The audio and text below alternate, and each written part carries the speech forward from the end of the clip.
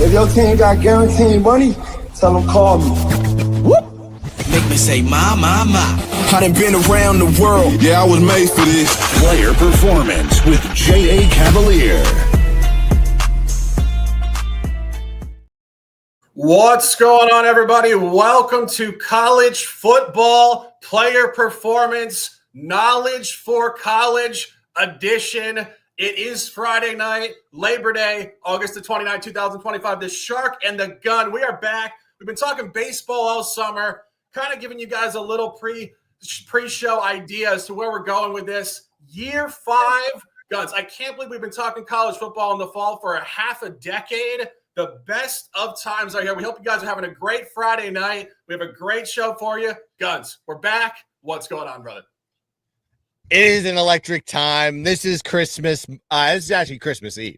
We got a big slate of games that are going to be kicking off here. We got games today. We had games yesterday. I'm 8-1 in college football already. So already in my fields. And we got an electric show for you guys. This is the first time we've done this on the J.A. Cavalier channel in terms of football content. So please join, please like, and please enjoy the ride of Knowledge for College, Shark and the Gun. Let's get into it, Shark. Absolutely. Fridays are for freedom, and we're going straight business. Guns has made a living on these late night games, sometimes Friday, sometimes Saturday. And tonight we begin in Houston. UNLV at Sam Houston State, two teams that actually played last week in week 0. Great access here. As you guys know, we love data. I love the two words, data abundant. In week 1, if you get two teams that played in week 0, you are data abundant. Neither team looked particularly good last week. UNLV barely beat FCS Idaho State, and Sam Houston State did get their ass kicked by Western Kentucky. A lot of moving parts in this game. Guns, you here to save us? Looking at the over. Yeah, I think this is going to be a high-scoring game here in Texas, Huntsville, for that matter. This is going to be a great spot here with these two teams because we already have a little bit of data on them. Week 0, we've seen what these teams can do. And what they can do is score points and give up a lot of points. That's what they can do. You have UNLV coming off a 38-31 victory over Idaho State. But they put up 539 yards of total offense and gave up 555 yards of total offense. So they actually lost the yardage battle despite winning the game. And then the outcome of that game would have been different if it wasn't for 4 INTs from Idaho State. Now, when we look at Sam Houston, last season when we looked at Sam Houston, a lot of unders because the defenses were so good and they played a little bit of a slow pace. This team is a little bit different this year. They play high-paced on the offensive side. And with Western Kentucky, when they played them in week 0, they gave up 41 points. So this team can give up points now that the defense, a lot of changes have been on the offense, defense, a lot of guys left, the coach. So you got to look at this team a little bit different. This Houston team did put up 24 points in that game, 382 yards of total offense. But they left some points on the board. If you actually go look at the box score, I think, the turnovers were a key factor where they could have made those into points. That also includes a turnover on downs at the 1-yard line. They were ready to punch it in, and then they got sacked which took them back to the 11, and they just couldn't put the ball in. They also had a fumble return for a touchdown as well. So in this case, I just think when you look at these two teams, expect points. It's going to be high scoring. This game kicks off at 9:30 tonight, so get on it. Take the over. UNLV, Sam Houston, over 60.5. Yeah, I mean, honestly, just on a Friday night here, Labor Day, we see you guys in the chat. If you're hanging out, say what's up, drop your plays. Let's get this energy fired up. But speaking of energy being fired up, the over in this game is absolutely the best. Look, Gun's giving you all the details. What could be better than betting an over, enjoying late night football? Honestly, in a game that doesn't have a ton of intrigue. Of course, Sam Houston State just coming over into FBS in recent history. Not a lot of defense. Take the over and let's cash. Moving on to tomorrow, we got 4 big games we're going to talk about tomorrow and Sunday. First one, Fox Sports high noon in Ohio. Talk about obscure market football Friday. We are going bigger than big time on Saturday in the morning leading into the afternoon. Rematch of the national semifinal. Texas #1 team in the country. Ohio State, the defending champs. It does not get any bigger than this. Guns, we got a lot of conversation here. I don't know if it's contrarian to take the #1 team in the country very often. I think it might be in this conversation. I think we're looking towards Texas in this particular game. Actually, I'm looking at the total. That's where I'm going to be going with this one. When we actually go and look at the total in this element here, I bought it earlier in the week. Now you're seeing the line kind of steam down to 47 and a half, which is a good indicator. We're going to be looking at a low scoring affair. Did open at 50 and a half. Last year it was 51 and a half on the closing. Did go under 28-14. Remember, these teams did play in the college football playoff last year in a neutral site. But this team is a little bit misleading on the outcome of the score because with 2 minutes to go, there was a fumble return for a touchdown, and you had a late 75-yard passing touchdown for Ohio State with 13 seconds left in the first half. So there was like 2 touchdowns right there that really made that score a little bit misleading. You have 2 new quarterbacks that are coming into this game in their first true start. So Julian Sayin on one side and, of course, Manning on the other. While Manning has got 2 starts under his belt, granted, I mean, he hasn't played to this caliber on the road versus a ranked opponent. This is going to be his first time having that situation. Also, you got to look at the situation for the OC. Ohio State's going to bring in a new OC on this one, Brian Hartline. Chip Kelly is gone, so you got to see some changes in the offense there. And then you have this Texas defense is going to be absolutely elite. Even though they only brought 6 starters back, they have an elite linebacker core, revamped defensive line. I think this defense is going to be prime for this one. And don't sleep on Ohio State with a defense. Granted, they lost a lot from last year's team, and a lot of those guys went into the draft, but they still have their linebacker styles. They still have Caleb Downs, and they just revamped the defense themselves with a slew of transfers and guys that have been recruited through the Ryan Day system. So these guys are going to be prime. They're going to be ready to go. And I think we're going to be looking at this from a defensive standpoint, sheer on the fact that we're dealing with young quarterbacks in their first start in a situation with the lights the brightest here.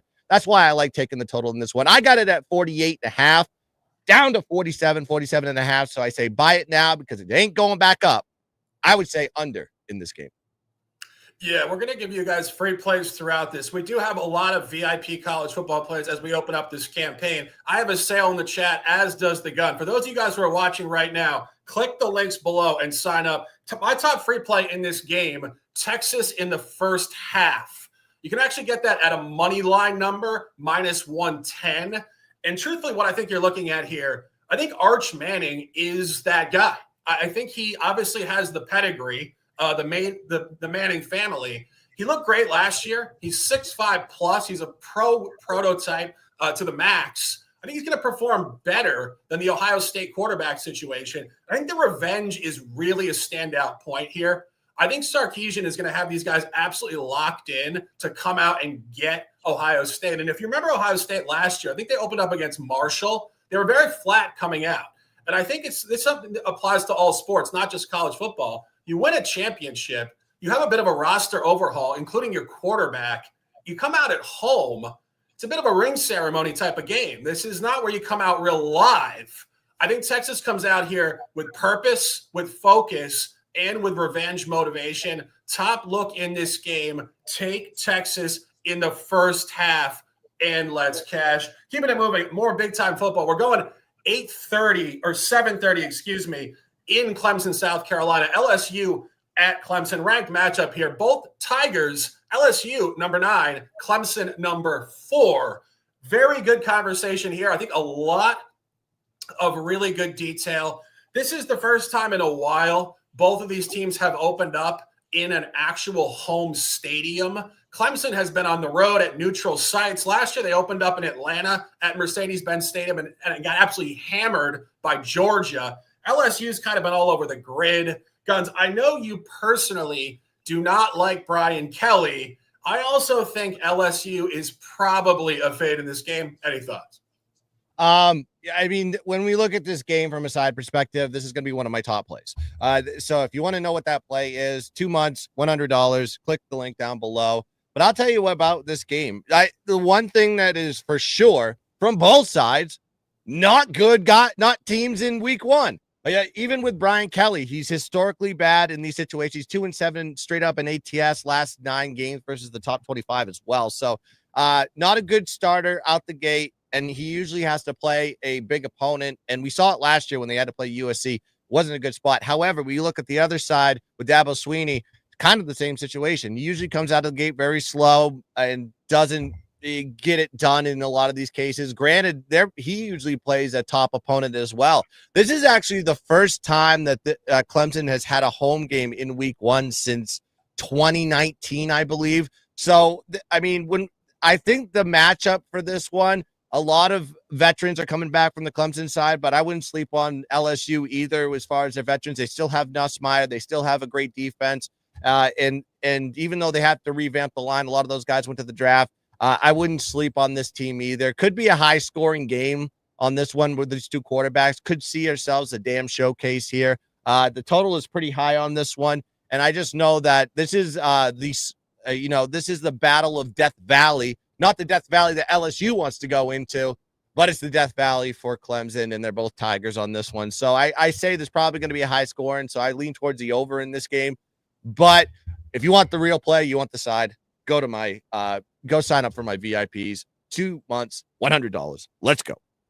Without question, and obviously this is year 5 for us. We have given out hundreds and hundreds of winners, and we are doing the same thing now. I got a free play for you guys in this game. Same idea. First half, better team. However, this is not the road team for me. This is Clemson at home. And Gunz, you mentioned it. They have not opened up at home since the COVID window in 2020. So this is a really new environment.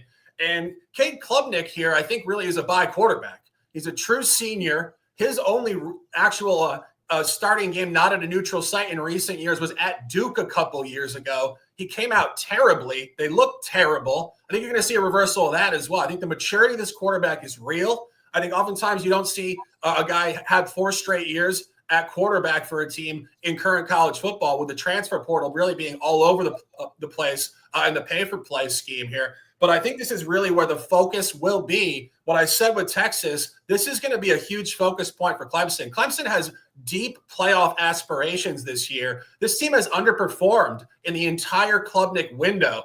This is their one chance.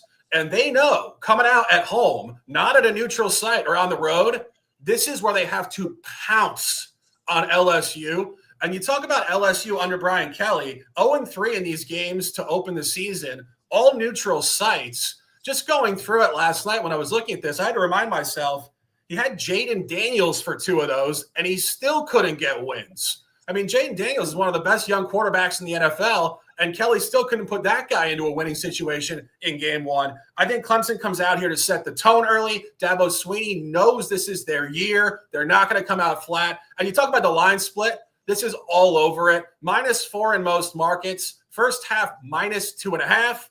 And juice. That is not value on the dog. That is Clemson in the first half. Take Clemson in Death Valley. It will be live and ready, and we are here for it. Let's dominate. Next game on the card, we're talking more big-time stuff. Going to Sunday, August 31st. Speaking of Mercedes-Benz Stadium, this is the Aflac kickoff in Atlanta. Slightly less intriguing matchup than last year. As I mentioned, Clemson versus Georgia. You're getting Vatech versus South Carolina. I'm not entirely sure why this is the game being played in this stadium. It's not entirely regional. It's certainly not a top 10 rivalry game by any means. Gunz, it can only be the Shane Beamer situation. For those of you guys who watched the Netflix show this summer, obviously his dad coached Vatech forever. He coaches South Carolina. There's a lot of moving parts. You got the hat on. What do you think? I think, you look at the steam on this game, right? Opened at 9.5. Now it's down to 7s. I'm seeing on the board right now, 7.5. So you may be able to shop and find that one, but it kind of has some validity to it if you actually go and you look at where these rosters are for this year. Now, I think there's an overvalue situation here for the South Carolina Gamecocks. Now they still have Lenore Sellers. He's an absolute weapon. Totally get that. But I think what the key point on this one is the defense. The defense is going to take a step back this year, especially in the defensive front. They lost a lot of talent that was getting like 44, 45 sacks last season and really putting pressure on the quarterback and stopping the run. Now you have this rebuild. A lot of inexperienced transfers are going to come in there, and who knows what you're going to get for production out of this group. And then you got to look at the Virginia Tech side. If anything, this team is improved. I mean, they bring 7 starters back on the defensive side of the ball. They still have Kyron Drones, that he's healthy. They go and pick up the running back from Bowling Green that was their lead rusher for them last season. I think this team is going to be primed and ready, even though it's a road game and they're not going to be playing Enter Sandman, and we're not going to see the stadium rocking there where the Hokies play. But what I think is going to happen in this one is we have to take the dog. It's going to be a highly emotional game. This Virginia Tech team does know Shane Beamer. I know Pry is on the hot seat as far as keeping his job, so he's got a super motivational factor in this one. And I just think that Beamer and the South Carolina Gamecocks really played above their pay grade last season, and now they're going to have their comeuppance and have a little bit of a down season. And I think it starts here in week one. I would say if there's a side to take on this one, we need to go with the Virginia Tech side, or we pass on the game. Yeah, this is a tough game. This is a slightly different angle this year on Knowledge for College. Of course, it is college football, player performance, the integration with Knowledge for College. We're going to be targeting the top 25 games a lot more. You guys that have followed us for 4 years now know we really love the small market games. Oftentimes when the eyeballs from the national media are not on the game, there's more access in the betting market. This is just a tough game, but I do agree with Gunz. I think Vatech has more upside here with Kyron Drones. As you said, Lenore Sellers, a fantastic athlete, listed around 6'4", 240, just an absolute ox. I mean, a guy could be a running back, fullback, tight end, you name it, a linebacker even on the other side of the ball. But I think he's just been very inconsistent. South Carolina has underperformed in week one the last 2 years. It was Spencer Rattler 2 years ago. Just a real pathetic effort against a UNC team, obviously 2 years before Belichick. Not representative at all. And last year, equally as unimpressive, Sellers and the boys barely beat Old Dominion, 23-19. I just think the team, I think the road situation here, obviously neutral site, but the listed road team, Vatech. Gunz has the hat on probably for a better reason than I know. It's just a vibe, Gunz. It's Friday. It's Labor Day. This will be Sunday. Take Vatech as our look in this game, and we'll keep it moving. Next game on the card, Sunday as well, 7:30 in North Miami, Miami Gardens, Hard Rock Stadium. Notre Dame at Miami. Talk about a throwback to the 80s. This is going to be an absolute classic. I will certainly be watching it. For those of you guys who have watched us for 4 years, you know a lot about us. You know one thing about the gun, that jersey on the wall behind him and those gold helmets are not random, and a jersey being worn as we speak. Gunz, I'll defer to you on this one. What are the boys going to do in Miami? I think we just got to look at the total on this one. I mean, this is going to be a big game for both squads coming into this one. But when you look at the Notre Dame side, a lot of talent coming back on the defensive side. Granted, they did lose some of the linebackers, but I think they went into the portal, really got some help. They went and got Devontae Smith coming over from Alabama to kind of fill in that void that they were missing at the linebacker position. Now that Kaiser is gone. And then you got the defensive line that kind of got revamped too. So they did lose a little bit on the defensive line, but if you know anything about that secondary, the secondary is absolutely electric. Two young guys on the left and right side that are just going to absolutely put wide receivers in a box and force them to kind of run the ball. And then on the Miami side, I believe they're an underrated defense last year. I know a lot of people said they stink and they messed up a lot of times, and they were the excuse as to why they lost last season. But this defense held opponents to 252 yards of total offense at home last year. Did a great job as far as stopping the run and did a better job at stopping the pass statistically. So I look at the defense and the sheer fact that you have two quarterbacks in a new system. Well, you know, I mean, CJ Carr hasn't had a legit snap in college football yet. So this is going to be his first game out the gate. And then you have Carson Beck coming over from Georgia. He's in a new system with Mario Cristobal. I don't think he's going to be ready day one. He's only had spring ball to prepare for this one. So I think when you look at the quarterbacks, I think there's just going to be a little bit of rust factor there. There's going to be some learning curves. So if anything, this is going to be more of a defensive battle, in my opinion. And if the way I'm going to be playing this, I'm going to be looking at the total. I'm going to be taking the under in this one. I think it's going to be a little bit of a rock fight. Who knows who's going to come out on top? I'll say this. Have you seen Cristobal be a top 10 team? I haven't. So maybe it is a lean towards the Notre Dame side, but I think the total on this one is the way to go with this one. So I like the under in this spot.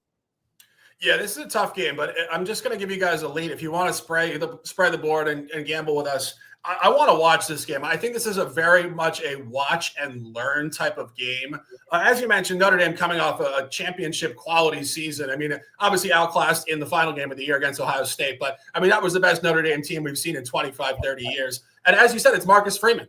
The guy's a player's coach, but he's not soft. He's a player's coach that commands respect. Gunz and I were talking about this last night, obviously off the record. And I said he reminds me of Sean McVay with the Rams. He came into the franchise young. People had question marks. He commands respect, but he also has their back. They know that, and they play for him. That's why the team really overperformed expectations last year. This is a totally different situation. However, I do think situationally this is a short line for Notre Dame. I think that the books are actually leaning this towards Miami. And I do think the quarterback situation does aid Miami. Carson Beck, obviously, a couple seasons with Georgia, pro-style quarterback. This kid, C.J. Carr, limited activity as an FBS quarterback. And I just think historically, given the last few years, you guys know this, Miami's been down for a long time. Notre Dame just went to the national title game, -2. This is a book line leaning towards Miami. I know our guy, J.A. Cavalier, loves Miami. He probably loves hearing me say that. The Gun does not like me saying that, but I do think it is a Miami line. Enjoy the game. Look towards Miami. Gunz, don't puke when I say that, but I think the Notre Dame team is going to go down in this game. We shall see. We shall see, and we will keep it moving. We're going to our small market games now. Coastal Carolina against Virginia, a bit of a rivalry here. These teams have played a few times in recent history. Coastal Carolina obviously ranked going back about 5-6 years. Totally different group, different coaching staff. Grayson McCall, this is a completely different unit. This team is gutted this year, and that's why you're seeing Virginia, not exactly the class of ACC football, laying a huge number. My best look in this game is going to be the over. As I mentioned, these teams have played in recent history. They played last year. 2 words I love to say: line functionality, year 1 to year 2. Last year it was week 4, September the 21st. VA 43 on the road. Coastal only 24, almost 900 yards in the game.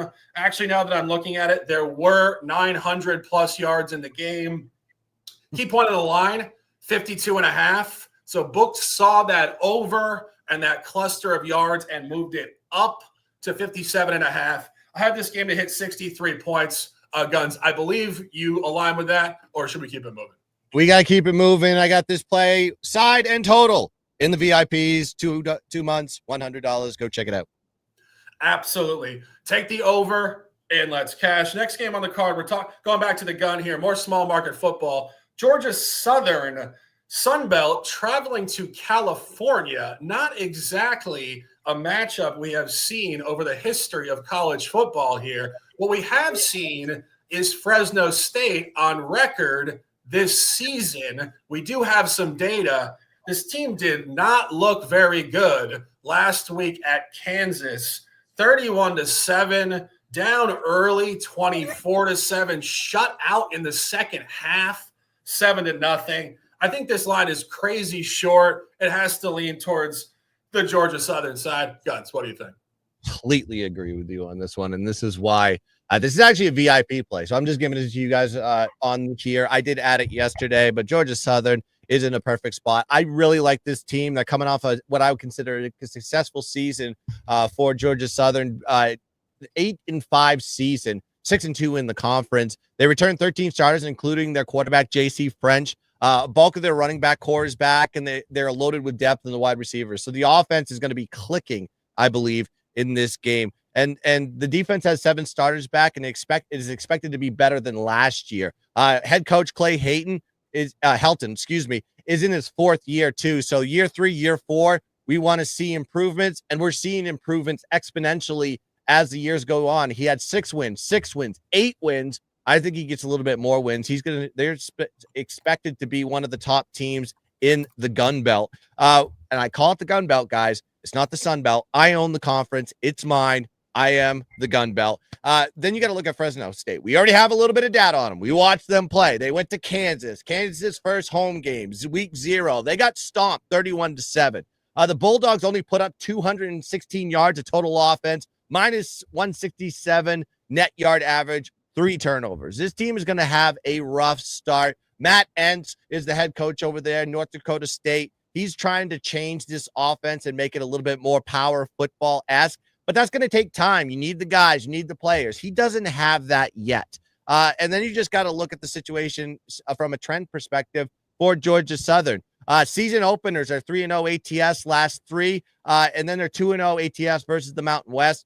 Both last year, by the way, they got a win over Nevada and a close game versus Boise State. And a lot of these guys are returning. I just don't think Fresno State, I think we have to fade Fresno State as much as we humanly can before the books start just making the lines egregious. You can get it on the money line. You're just trying to pick a winner. I think Georgia Southern gets it done. Give it to me on the money line as the play. Yeah, I couldn't agree more. As I said, I think what Fresno State put on record last week was just, putrid, to be honest. It was terrible. And this is just a noteworthy line. They should be favored by more given historical data. Take Georgia Southern officially from the gun. I might get there, and we'll keep it moving. Final game on the card, ESPN late night, tomorrow night, 10:30 in Corvallis, Oregon. I love to say that. I have bought Oregon State more than I ever would have thought growing up in the Northeast, New Jersey, and New York. In fact, I didn't even know what the hell Corvallis was until about 7 years ago. My wallet thanks you guys in Corvallis. Great home team environment.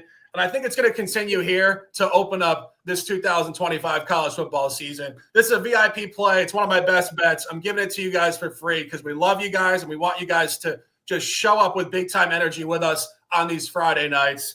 Take Oregon State at -2.5. And truly what you're looking at here is precisely what I said about the home field.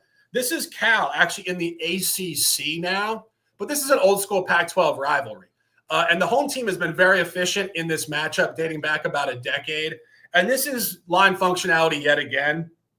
Last year, week 9, October the 26th, a far weaker version of Oregon State went to Berkeley, California, and got absolutely blown out, 44-7.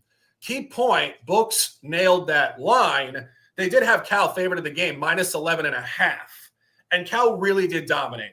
478 yards versus only 200 for Oregon State. Cal had 28 first downs. Oregon State basically did nothing, only 12. This is a revenge game. It's a rebooted team. It's a great upgrade in terms of the line. It's line functionality. I have Oregon State to win this game by 14 points or more. Top bet of the card. Giving it to you guys for free. Oregon State -2.5. Gunz, are we doing best bets? What do you think? Yeah, we got to bring it. I just want to mention that the quarterback situation for Oregon State did change. So this team, as bad as they were last season, they got Malik Murphy from Duke. This guy, dual threat quarterback. They also have a great running back, 1,000-yard rusher in the backfield. So the offense should improve.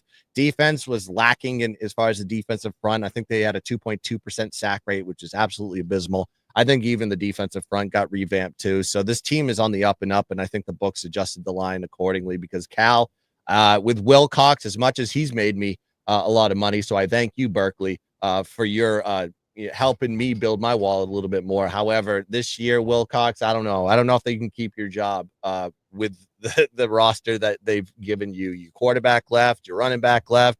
Everybody is pretty much gone from this roster, and it is just the writings on the wall that things may be changing over there in Berkeley. Yeah, without question. Week 1, knowledge for college. We got best bets. Here we go.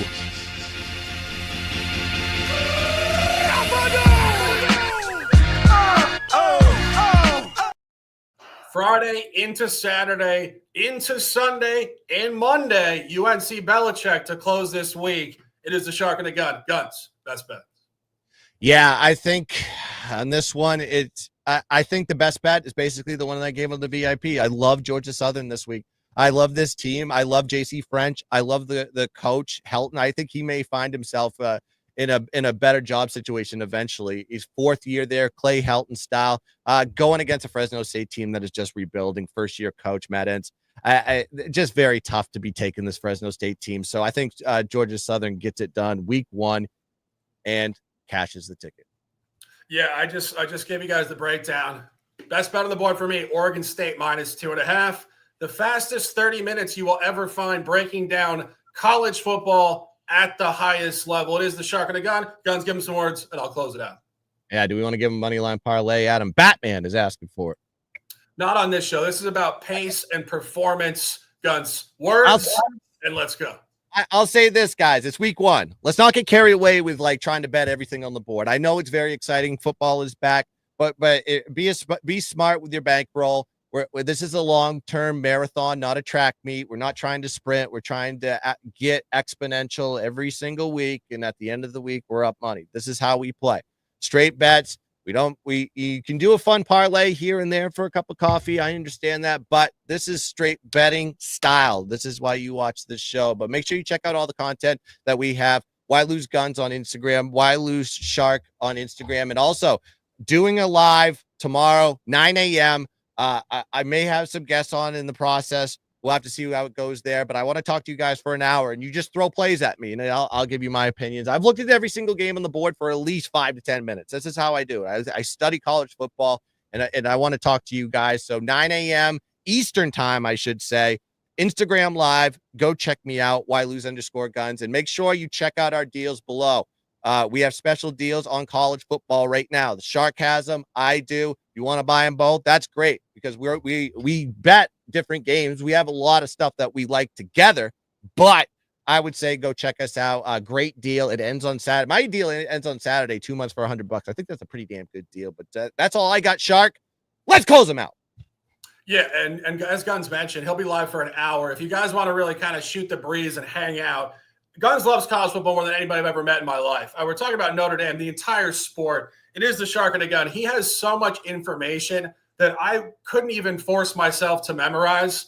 I know the numbers. Guns knows the narratives. We put it together, and it is an opportunity to dominate. Shark asking me who the third string quarterback is for Coastal Carolina, and I'm just throwing it at him in like a blank. I mean, I don't know why. It's just in my brain. I've been studying this for like 2-3 months. So there you go. 2 to 3 months. Try 45 years. That's true.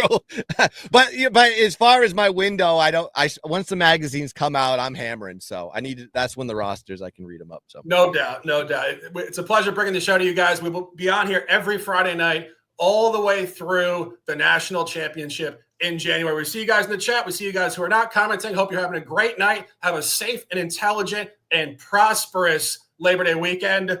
For Jay Cavalier, cashing tickets around the world, the prop master Luke Shuey, and Coach Rick. He is the Gun. I am the Shark. Stay fast, stay strong, stay disciplined, and let's dominate.